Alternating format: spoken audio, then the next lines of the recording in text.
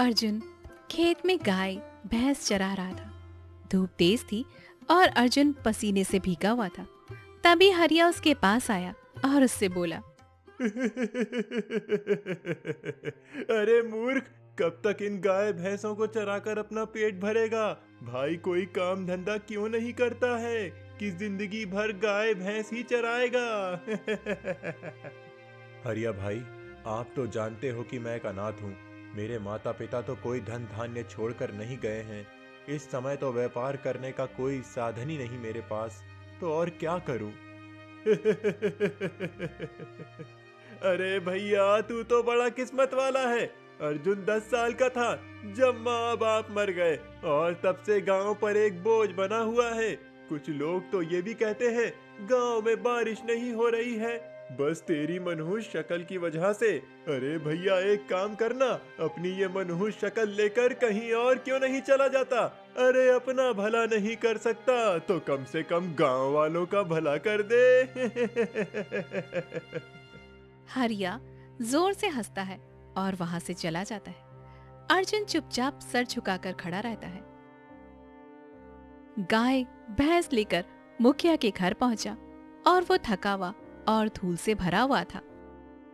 मुखिया जी, ये लीजिए अपनी गाय भैंस। अब मुझे थोड़ा सा धन दे दीजिए। पिछले कई दिनों से मैं आपके जानवरों को चरा रहा हूँ, कुछ तो दे दीजिए।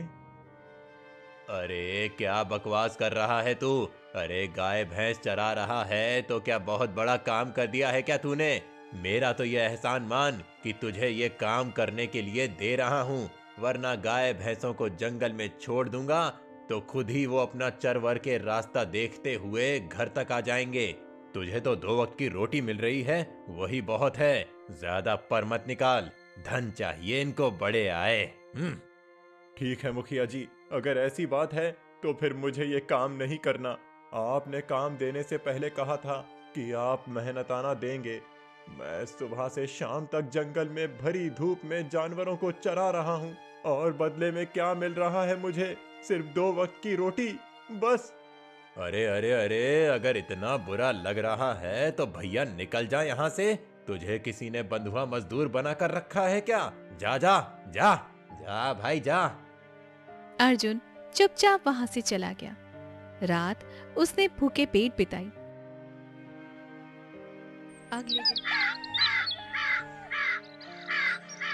अगले दिन अर्जुन जमींदार की हवेली में प्रवेश करता है। जमींदार उसे देखकर नाराज हो जाता है। तेरी हिम्मत कैसे हुई मेरी हवेली में कदम रखने की? बोल, कैसे आया तू? जमींदार जी, आपको प्रणाम है मेरा। मुझे मुझे कुछ काम चाहिए जमींदार जी। आपके पास बहुत सी जमीन है, मैं किसी भी खेत में मेहनत से काम करूंगा, शिकायत का कोई मौका नहीं दूंगा। बस मुझे भगाइए मत, मुझे कुछ काम दे दीजिए। अरे भैया, अभी तक तू समझा नहीं क्या? पिछली बार तू रामू काका के खेत में गया, खेत में लग गई आग, फसल हो गई फुर। फिर तू गया रामधन के खेत में, फसल में लग गए कीड़े, फसल हो गई खराब। अब मेरे खेत की बारी है। लगता है भैया ऐसे पनौती से तो मैं हाथ जोड़ूं। देखिए जमींदार जी, रामू काका के खेत में आग इसीलिए लगी क्योंकि वो भरी दोपहर में लकड़ी जलाकर भोजन बना रहे थे। मैंने मना किया पर वो नहीं माने। फिर सारा दोष मुझ पर मढ़ दिया कि मेरी वजह से ही आग लगी। अब इसमें मैं क्या कर सकता हूँ, आप खुद बताइए ना। ऊपर से रामधन काका की फसल में कीड़े इसलिए लगे क्योंकि उन्होंने इस समय रहते कीटनाशक नहीं डाला। मैंने समझाया था पर उन्होंने सुना नहीं और फिर दोष मुझ पर डाल दिया। अब बताइए मैं क्या करूं? अरे मुझे कुछ नहीं सुनना, तुम हो पनौती और मैं पनौती को करूं नमस्ते, और आप यहाँ से चले जाइए, समझे? अरे निकल यहाँ से और दोबारा यहाँ आना मत, भाग यहाँ से भाग। अर्जुन चुपचाप सर झुकाकर हवेली से बाहर निकल गया।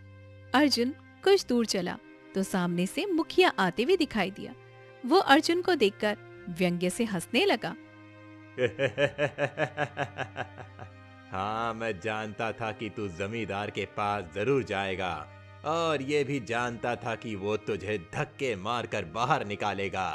तेरी शक्ल ही बता रही थी सब कुछ कि तू वहां से डांट खा के आया है। लेकिन कोई बात नहीं, कोई बात नहीं, मैं जमींदार की तरह घमंडी नहीं हूँ। भाई इतना बुरा मत सोचो मेरे बारे में। अभी भी मेरे जानवर अकेले हैं, तुझे एक और मौका देता हूँ। लेकिन हाँ, याद रहे, इस बार भी तुझे पैसे नहीं मिलेंगे, 2 वक्त की रोटी मिलेगी। बोल। मुखिया जी, मेरे पास और कोई रास्ता नहीं है। ठीक है मुखिया जी। लेकिन एक शर्त है, कल जो तू अकड़ कर गया था उसकी माफी मांगनी पड़ेगी। चल भाई, माफी मांग। ठीक है मुखिया जी, मुझे क्षमा कर दीजिए, मुझसे गलती हो गई थी, माफ कर दीजिए। अच्छा, मेरे घर से अब गाय भैंस खोल और जंगल में निकल जा। अरे भूखे होंगे सब, जल्दी जा, जल्दी जा, जा जा। अर्जुन ने खुद को रोका और उसने अपना गुस्सा पी लिया और चुपचाप मुखिया के घर की ओर बढ़ गया। अर्जुन गाय भैंस लेकर जंगल की ओर निकल पड़ा और जंगल में गाय भैंसों को खोलकर एक पेड़ के नीचे आकर चुपचाप बैठ गया। उसका चेहरा उदासी से भरा हुआ था। उसी क्षण पास की झाड़ियों में से एक मीठी सी आवाज आई। क्या हो गया? क्यों इतने उदास बैठे हो? अर्जुन ने चौंककर पीछे पलटकर देखा। सामने चारुलता खड़ी थी, वही जिससे वो प्रेम करता था। उसकी उपस्थिति से एक हल्की सी मुस्कान अर्जुन के चेहरे पर आ गई, मगर वो जल्दी ही गंभीर हो गया। अरे तुम यहाँ क्यों आई चारू? अगर तुम्हारे पिता ने मुझे तुम्हारे साथ देख लिया ना, तो वो मुझे और ज्यादा अपमानित करेंगे और तुम्हें डांटेंगे, वो अलग से। एक तो प्रेम करते हो, ऊपर से डरते भी हो। सारे प्रेम करने वाले कभी किसी से डरते नहीं हैं। अरे जानता हूँ, मैं डरता नहीं हूँ चारू, बस अपने अपमान से मतलब क्या कहूँ। जब भी कोई मुझे अपमानित करता है ना, मेरे मन में कुछ ऐसा जलता है कि मैं क्या बताऊं, जिसका अंदाजा तुम लगा ही नहीं सकती हो। और वैसे भी तुम और मैं, हम दोनों में जमीन आसमान का अंतर है। तुम गांव की मुखिया की बेटी हो, उसी मुखिया की जिसकी गाय भैंस चराकर मैं अपना 2 वक्त का पेट भरता हूँ। अब खुद सोचो, क्या तुम्हारे पिता तुम्हारा हाथ मुझे देंगे? बताओ भला। क्यों नहीं देंगे? बिल्कुल देंगे। आखिर तुम में बुराई क्या है? तुम सुंदर हो, स्वस्थ हो, और ये बात अलग है कि तुम्हारे पास औरों की तरह धन नहीं है, लेकिन तुम्हारा मन सोने की तरह शुद्ध है, और मैं इस बात को जानती हूँ। मैं समझ गया हूँ चारू। सुनो, इंसान का मन चाहे कितना भी सोने जैसा शुद्ध क्यों ना हो, लेकिन अगर उसके पास धन नहीं है ना, तो उसका शुद्ध मन भी लोगों को किसी कंकड़ से ज्यादा नहीं लगता है, समझी? मन छोटा मत करो। मैं आज ही पिताजी से अपने और तुम्हारे बारे में बात करूंगी। और वैसे भी मैं पिताजी की इकलौती संतान हूँ। पिताजी का सारा कुछ मेरा और मेरे होने वाले पति का ही तो होगा। इतना कहकर चारुलता वहां से चली गई। चारुलता सीधे अपने पिता के सामने जाकर खड़ी हो जाती है। पिताजी, मैं अर्जुन से प्रेम करती हूँ और मैं उससे विवाह करना चाहती हूँ। अरे ये क्या बकवास कर रही हो चारू? अरे तुम उस 2 कौड़ी के मजदूर से प्रेम करती हो, ये जानते हुए भी कि वो गांव का सबसे गरीब आदमी है। अरे मेरे टुकड़ों पर पल रहा है और मैं उसको मतलब मैं क्या बोलूं? ये क्या है? पिताजी, अगर वो गरीब है तो उसमें उसकी क्या गलती है? पिताजी बोलिए। गलती उसकी है। अरे जब वो 10 वर्ष का था तब उसके माता पिता चल बसे, और गांव वाले और मेरा भी मानना है कि उसकी मनुष्यत ही ऐसी है। अरे 1 नंबर का पनौती है, पनौती। उसका असर उसके माता पिता पर पड़ा, वो भी चल बसे। अब मैं नहीं चाहता कि उसकी मनुष्यत, उसका पनौतीपन इस घर और तुम पर पड़े। अरे जो खुद मेरी गाय भैंस चराकर अपना पेट भरता है, वो तुमसे विवाह करके तुम्हारा पेट कैसे भरेगा? पिताजी, मैं अगर विवाह करूंगी तो सिर्फ अर्जुन से ही करूंगी। मुखिया का चेहरा अब क्रोध से सुलगने लगा था। अरे कान खोल के तू भी सुन ले चारू, अगर तूने ऐसा करने की सोची तो मैं अर्जुन को कहीं का नहीं छोड़ूंगा।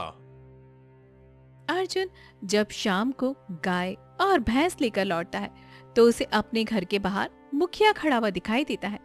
उसका चेहरा लाल और आंखों में आग थी। ओहो, तो इस भोले चेहरे के अंदर मक्कारी का चेहरा छुपा हुआ है। क्यों रे, बोल। मैं आपकी बात का मतलब समझा नहीं मुखिया जी। क्या बात है? अभी समझाता हूं ना तुझे। बड़ा आया प्रेमी कहीं का। मेरी बेटी को प्रेम जाल में फंसाकर तू मेरी संपत्ति हड़पना चाहता है। अबे तू दो कौड़ी के इंसान, कम से कम अपनी नहीं तो अपने माता पिता की लाज रख लेता। अरे मैंने तुझे काम दिया, तुझ पर तरस खाकर, और तूने मेरे ही घर पर डाका डाला। अब समझ में आया, तू अनाथ होने के साथ साथ घटिया इंसान भी है। अरे तेरा मन साफ नहीं है, तेरा मन काला है, काला, दुष्ट चालाक कहीं का। बस मुखिया जी, बस एक शब्द और मत कहना। हाँ, मैं आपकी बेटी से प्रेम करता हूँ और वो भी मुझसे प्रेम करती है। प्रेम का इजहार आपकी बेटी ने किया था, हालांकि मैंने उसे मना किया था। मैंने कहा था कि ये रिश्ता संभव नहीं है, क्योंकि आपके जैसे अमीर पिता कभी नहीं मानेंगे। आप तो मुझे सीधे सीधे अपमानित किए जा रहे हैं, जैसे सारा का सारा मेरा ही किया धरा है। मुखिया अर्जुन को बुरा भला कहने लगता है। तभी गांव के कुछ लोग भी वहां पर इकट्ठा हो गए। अरे क्या हो गया मुखिया जी? इतना हल्ला क्यों है? क्या हो गया है? क्या बात है? भाई क्या हो गया? क्या बात है? अरे क्या हुआ है? रुको मैं बताता हूँ। देखो इस अनाथ को, इसने क्या किया है। एक तो मैंने इसे काम दिया और इसने मेरी ही बेटी को फंसा लिया अपने प्रेम जाल में। अब मेरी बेटी से शादी करके मेरी संपत्ति को हड़पना चाहता है। देखो देखो इस दुष्ट की चालाकी देखो। अरे भैया, ये तो मनहूसी है। मैं तो कहता हूँ इसे गांव से धक्के मारकर बाहर क्यों नहीं निकाल देते। और क्या, इसकी वजह से मेरे खेतों की फसल खराब हो गई और पिछले कुछ वर्षों से बारिश भी नहीं हुई। मुझे तो पूरा विश्वास है कि इसकी मनहूसियत की वजह से ही ये सब कुछ हो रहा है। अरे धक्के देकर निकालो इसे गांव से बाहर।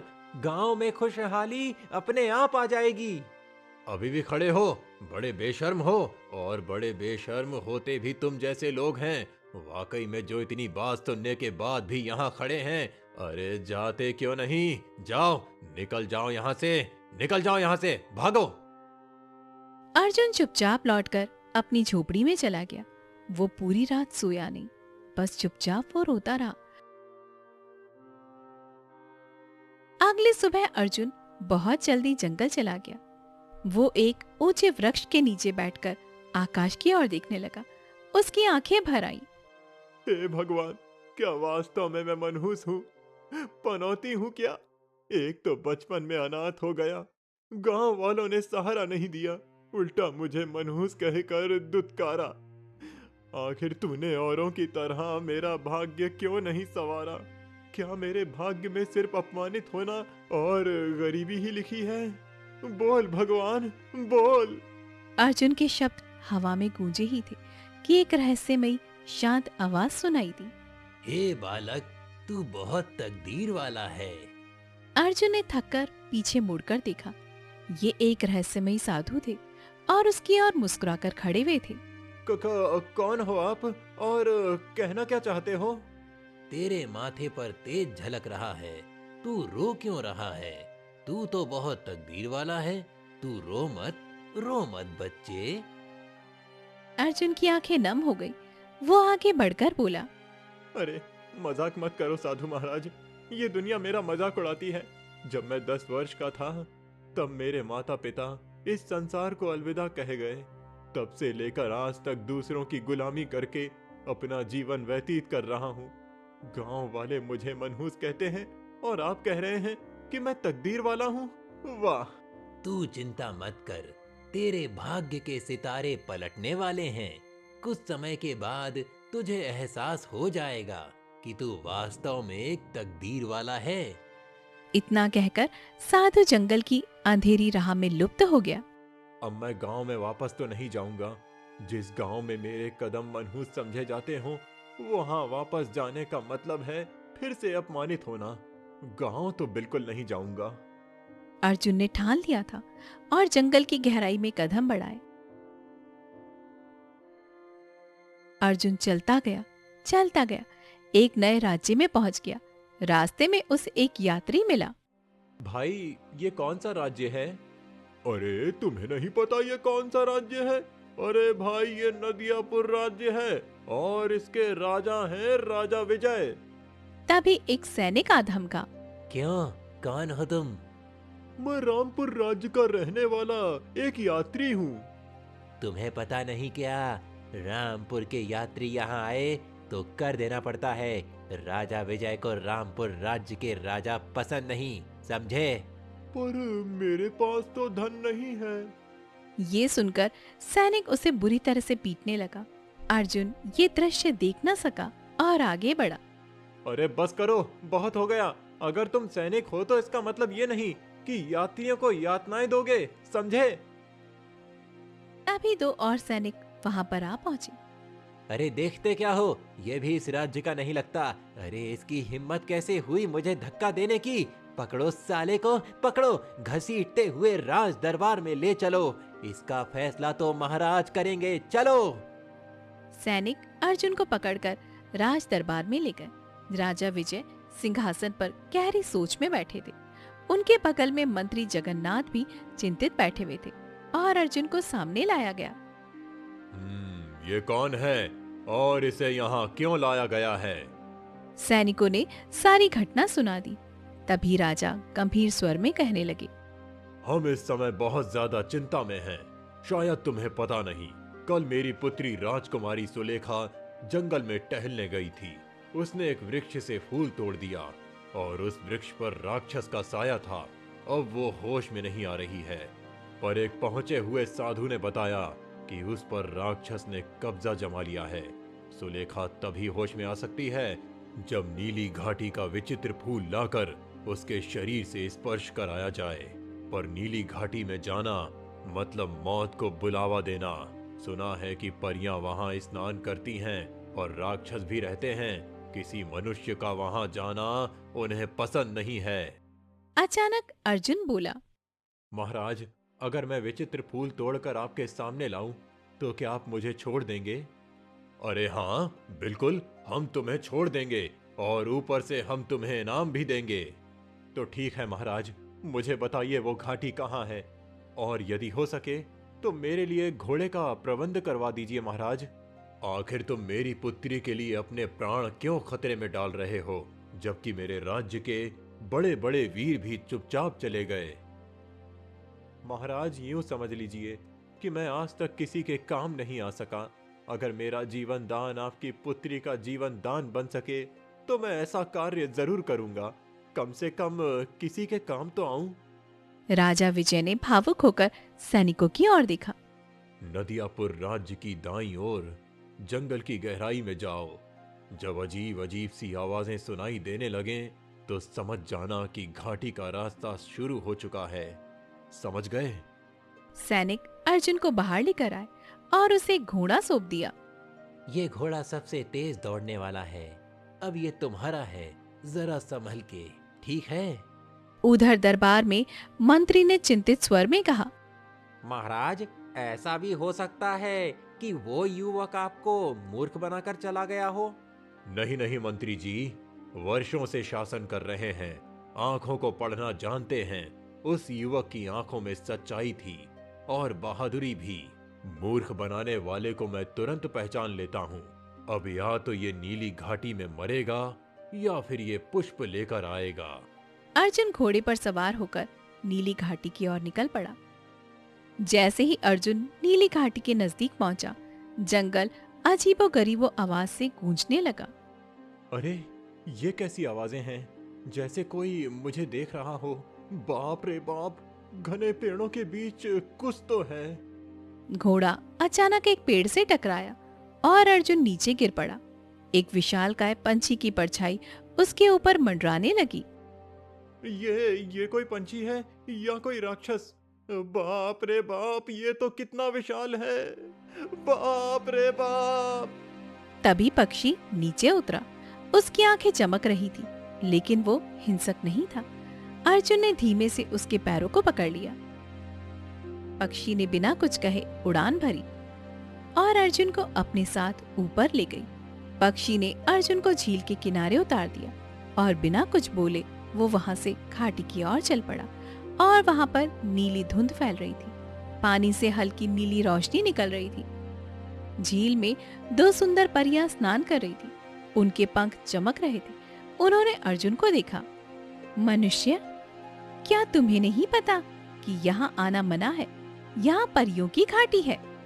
मुझे क्षमा कर दीजिए देवी, मैं जानता हूँ कि ये स्थान पवित्र है, पर मेरी यात्रा केवल एक जीवन की रक्षा के लिए है। नदियापुर राज्य की राजकुमारी सुलेखा पर एक राक्षसी साया है। केवल इस झील का पुष्प ही उसकी रक्षा कर सकता है। राजकुमार सुलेखा ने तुमको देखा भी नहीं, फिर भी उनके लिए यहाँ तक आए हो। किसी की जान बचाना मनुष्य का कर्तव्य होता है। अगर उसकी सहायता कर सकता हूँ तो ये मेरा सौभाग्य होगा। अगर तुम्हारा मन सच में निष्कलंक है तो हम तुम्हें फूल दे सकते हैं, लेकिन पहले एक प्रश्न का उत्तर दो। सही उत्तर मिला तो पुष्प तुम्हारा होगा, और अगर गलत मिला तो तुम जलकर भस्म हो जाओगे।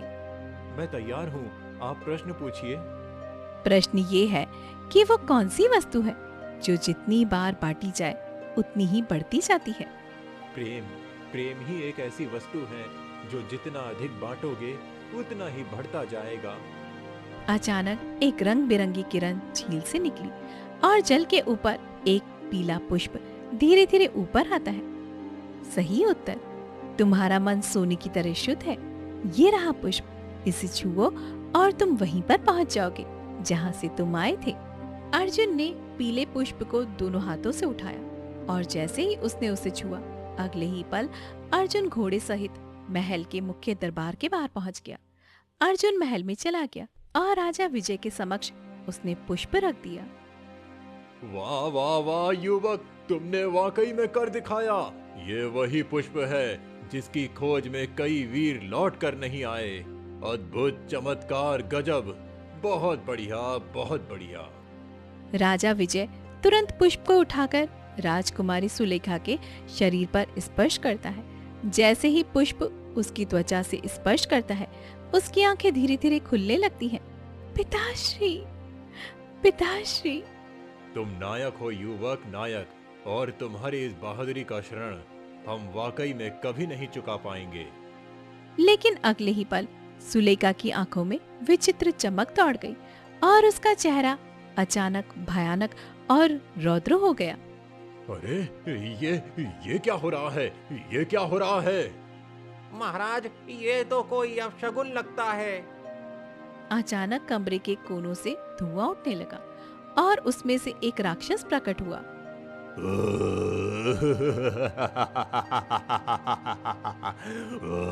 मूर्ख राजा विजय, क्या तुझे लगा कि नीली घाटी के विचित्र जादुई पीले पुष्प को अपनी बेटी के शरीर पर छुआ कर उसे ठीक कर देगा? इसकी आंखें तो खुल गईं, लेकिन उसकी आत्मा अब भी मेरी कैद में है। तू कौन है? कौन है तू? मैं हूँ राक्षस, उसी वृक्ष का स्वामी जहाँ से तेरी पुत्री ने फल तोड़ा था।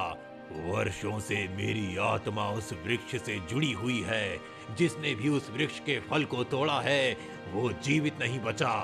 2 दिन बाद अमावस्या है, तब इस पुष्प की शक्ति छिन जाएगी और उस रात मैं तेरे ही सामने तेरी बेटी को समाप्त कर दूंगा। इतना कहकर राक्षस काले धुएं में विलीन हो गया।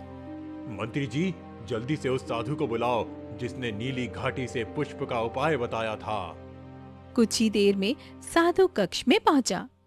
साधु महाराज, हमने आपकी सलाह मानी, पुष्प लाया गया, परंतु अब ये राक्षस प्रकट हो गया और कह रहा है कि हमारी पुत्री की आत्मा अब उसकी कैद में है। महाराज, वो राक्षस मेरी कल्पना से कई अधिक शक्तिशाली है। आपकी पुत्री अब केवल एक ही उपाय से बच सकती है, अगर उस राक्षस का अंत कर दिया जाए। परंतु ये कैसे संभव है? उसे केवल एक विशेष तलवार से मारा जा सकता है, जो आपके राजमहल के बगीचे में गड़ी हुई है। अरे, लेकिन साधु महाराज, वो तलवार तो केवल राजवंश से जन्मा राजकुमार ही निकाल सकता है, और राजकुमार तो वर्षों पहले समाप्त हो चुका है। क्षमा करें महाराज, आपकी पुत्री को बचाने का और कोई उपाय नहीं है। महाराज, ये सब मेरी समझ से परे है। आप क्या कहना चाहते हैं? अरे, तुम्हारा काम समाप्त हो गया है। सैनिकों, इसे बंदी बनाओ और कारागार में डाल दो। ले जाओ इसे। ये क्या महाराज, मैंने तो आपकी सहायता की है। अरे सहायता की? तुमने केवल पुष्प लाकर आधा कार्य किया, राक्षस को मारना बाकी है और वो काम तो तुमसे हो नहीं सकता। ले जाओ इसे। अरे मैं क्यों नहीं कर सकता महाराज, मैं तलवार निकालकर राक्षस का अंत करूंगा ना। अरे मूर्ख, क्या तुमने सुना नहीं? वो तलवार केवल राजवंश में जन्मे राजकुमार द्वारा ही निकाली जा सकती है और अब वो जीवित नहीं है, समझे? अकल के अंधे कहीं के। राजा विजय के आदेश पर अर्जुन को बंदी बनाकर कारागार में डाल दिया गया। अर्जुन अंधेरे में बैठा था, निराश और टूटा हुआ। तभी उसकी नजर कारागार के कोने में बैठे एक वृद्ध दंपत्ति पर पड़ी। आप कौन हैं? अरे तुम जानकर क्या करोगे पुत्र? हमारा छोड़ो, ये बताओ कि राजा विजय ने तुम्हें यहाँ क्यों डाल दिया? अर्जुन ने उन्हें सारी घटना बताई। क्या तुम वाकई नीली घाटी से आए थे? हाँ, मैं वहां से जादुई पुष्प लेकर आया था। राजकुमार, राजकुमार, मुझे तो यकीन नहीं हो रहा। तुम जीवित हो, तुम हमारे पुत्र हो, हमारे पुत्र हो तुम। क्या? ये आप क्या कह रहे हैं? शायद तुम्हें मालूम नहीं है, नीली घाटी में कोई भी आम पुरुष नहीं जा सकता। केवल राज्यवंश का राजकुमार ही वहां की कठिनाइयों को पार करके पुष्प ला सकता है। अब मतलब आप कौन हैं? मैं रानी हूँ और ये है राजा विक्रम। हम ही इस राज्य के असली शासक हैं। हाँ, तो फिर ये राजा विजय कौन है? राजा विजय हमारा मंत्री था। जब तुम जन्मे थे, हमने एक सिद्ध साधु को बुलाया, जिसने तुम्हारे अंदर अद्भुत शक्तियां डाली और एक तलवार को अभिमंत्रित कर महल के बीच में गाड़ दिया। उसने भविष्यवाणी की कि केवल तुम ही उसे निकाल सकते हो। और फिर क्या हुआ? वो जश्न की रात थी। विजय ने हमारी आंखों के सामने तलवार की नोक पर तुम्हें उठा लिया और हमें यहाँ पर कैद कर दिया। बस तभी से वो राजा बन बैठा। तब से हम केवल एक ही दिन की प्रतीक्षा कर रहे हैं, जब हमारा पुत्र सच जानकर वापस आएगा और राज्य को फिर से न्याय देगा। लेकिन मुझे तो मेरे माता पिता ने पाल पोस कर बड़ा किया था, जो कि वर्षों पहले स्वर्ग सिधार गए। तभी वहां पर एक बूढ़ा सैनिक आ पहुंचा और अर्जुन की ओर गहरी नजर से देखते हुए बोला, क्या तुम हरियापुर गांव के रहने वाले हो? हाँ हाँ, आपको कैसे पता? बूढ़ा सैनिक राजा विक्रम और रानी तारावती की ओर देखकर बोला, मुझे क्षमा कर दो महाराज। राजा विजय ने मुझे ही आपके पुत्र को मारने के लिए सौंपा था। मैं उसे महल के बाहर बहुत दूर एक गांव में ले गया, लेकिन मारने की हिम्मत नहीं कर पाया। मैंने देखा कि जंगल में एक पति पत्नी बैठे हुए थे, जो संतान ना होने की वजह से आपस में बातचीत कर रहे थे, एक दूसरे का दुख बांट रहे थे। मैंने राजकुमार को वहीं छोड़ा और महल वापस आ गया। ये सुनकर अर्जुन को विश्वास हो गया कि वो राजा विक्रम और रानी तारावती का ही पुत्र है। 2 दिन ऐसे ही बीत गए। अर्जुन ने अपने असली माता पिता राजा विक्रम और रानी तारावती के साथ बिताए, लेकिन अमावस्या की रात सुलेखा के कक्ष में अचानक वही भयानक गर्जना के साथ एक राक्षस प्रकट हुआ। राजा विजय, अब मैं तेरी पुत्री को मार डालूंगा। राजा विजय दौड़ते हुए कक्ष में आ गया। उसके पीछे मंत्री जगन्नाथ भी था। नहीं नहीं नहीं, सुलेखा को कुछ मत करना, वो हमारी बेटी है, उसे कुछ मत करो।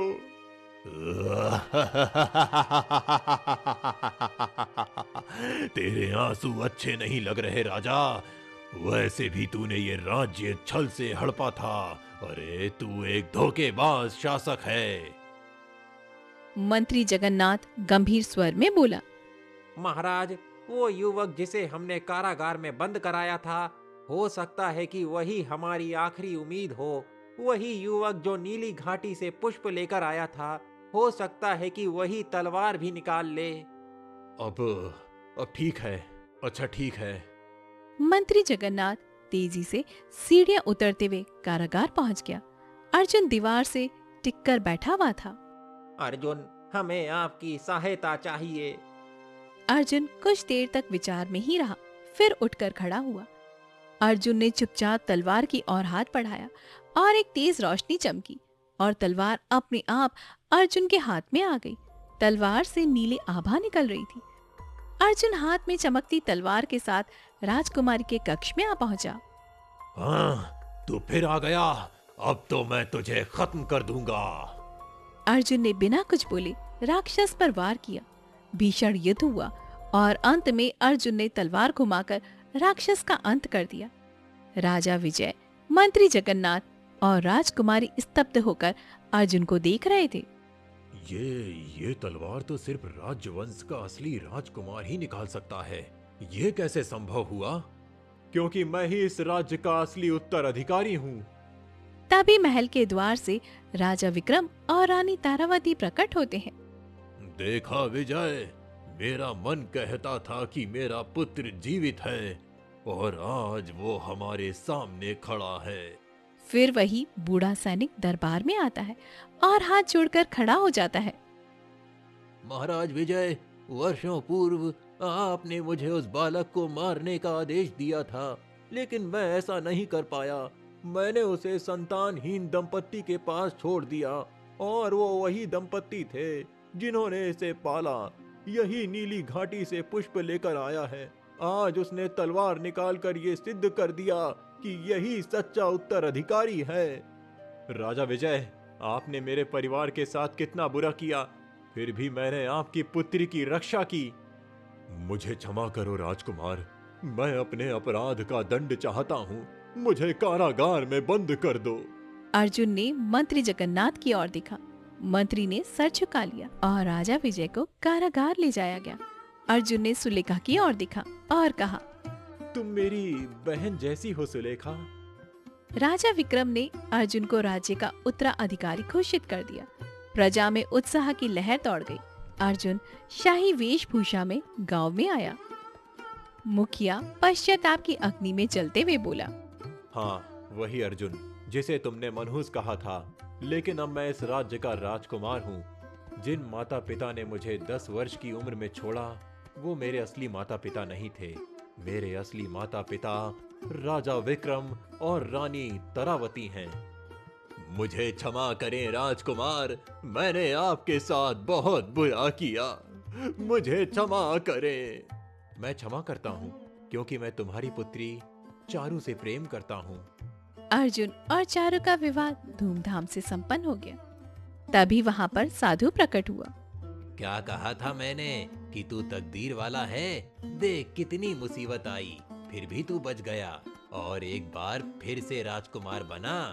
इतना बोलकर साधु वहाँ से गायब हो गया और राजकुमार अर्जुन अपनी पत्नी चारुलता के साथ मिलकर मुस्कुराने लगा। साधु ने सच कहा था, अर्जुन वास्तव में एक तकदीर वाला था।